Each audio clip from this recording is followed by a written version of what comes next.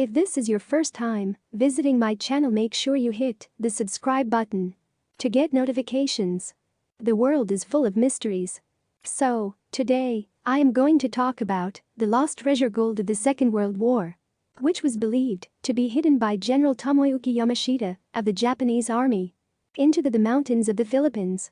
When General Tomoyuki Yamashita met his fate at the end of the hangman rope on the 23rd of February 1946, did he take an incredible secret with him to his grave? Had the general really hidden a fabulous treasure somewhere in the mountains? What was the truth behind the legend of Yamashita gold? They called Yamashita the Tiger of Malaya. He earned this fearsome nickname after his 30,000-strong army conquered the British-held territory of Malaya, culminating in the fall of the city of Singapore on the 15th of February 1942. Malaya and Singapore had been defended by a combined British and Commonwealth force of 80,000. Yet Yamashita's army had beaten the odds and overcome this far larger force, inflicting what Winston Churchill called the worst disaster in British military history. The Japanese occupation of Malaya and Singapore was brutal.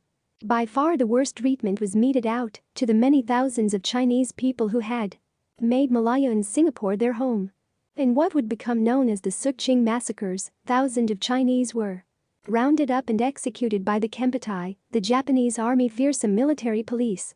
It is eliminated that between 50,000 and 100,000, mainly Chinese men met their fate in the purge that followed the invasion of Malaya and Singapore.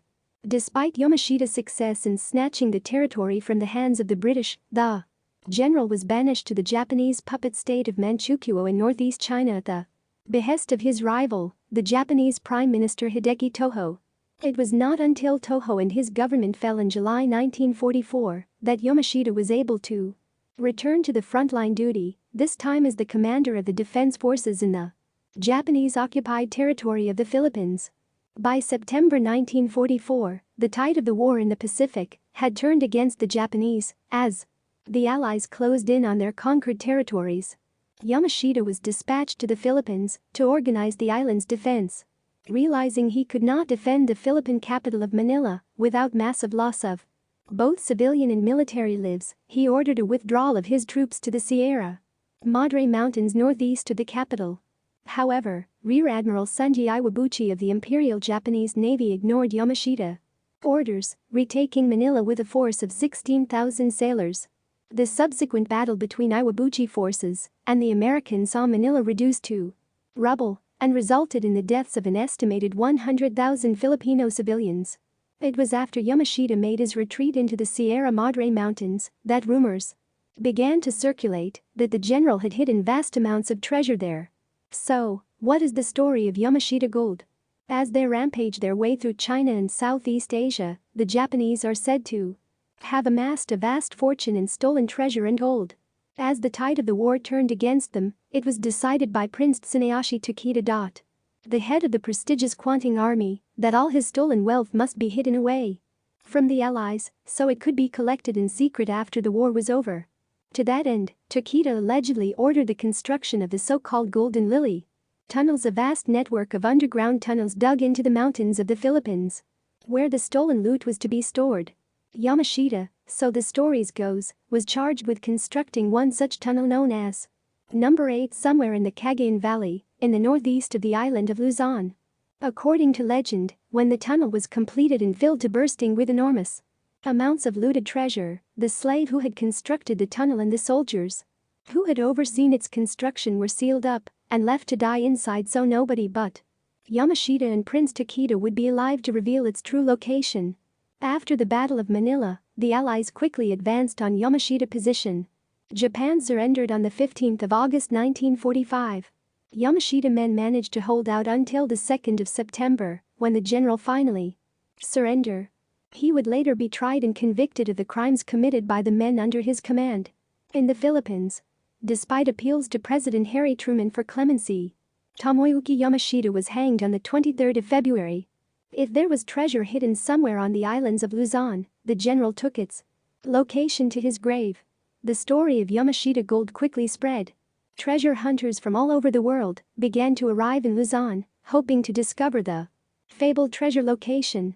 They all came away empty-handed, but that did not stop many others from trying. In the 1970s, treasure hunters were given new hope by the story of Rogelio Roxas. Roxas claimed that he had been given a map that showed the location of Tunnel 8 back in the 1960s by a former Japanese soldier. In the 1971, Roxas said he had found the tunnel after digging for several years in the mountainous region of Baguio. He claims the tunnel was full of skeletons, grisly remains of the soldiers and slaves. Prince Takeda and Yamashita entombed back in 1945. Roxas went to claim he had found the treasure, including a large golden Buddha weighing at least a ton. Roxas claimed he had dragged the Buddha out of the tunnel and stashed it in his home, along with a crate of gold bullion. This is where things take a decidedly weird turn. It is said that the Filipino president, Ferdinand Marcos, got wind of Roxas' discovery and sent government soldiers to break into his house to steal the Buddha and the gold. An outraged Roxas went to the press, hoping to shame the president into returning his treasure. Instead, he was imprisoned and tortured by government troops trying to learn the location of the tunnel. He refused to reveal its whereabouts and languished in jail for several years as a result. So, did the enormous amount of treasure somewhere in the Philippines? Was, as one highly dubious conspiracy theory suggests, the treasure discovered and spirited away by the Americans to use as dark money in fighting the Cold War? Was it really discovered by Rogelio Roxas and stolen from him by Ferdinand Marcos? Indeed, did Marcos actually manage to recover the treasure and use it to fund him and his wife legendarily lavish lifestyles?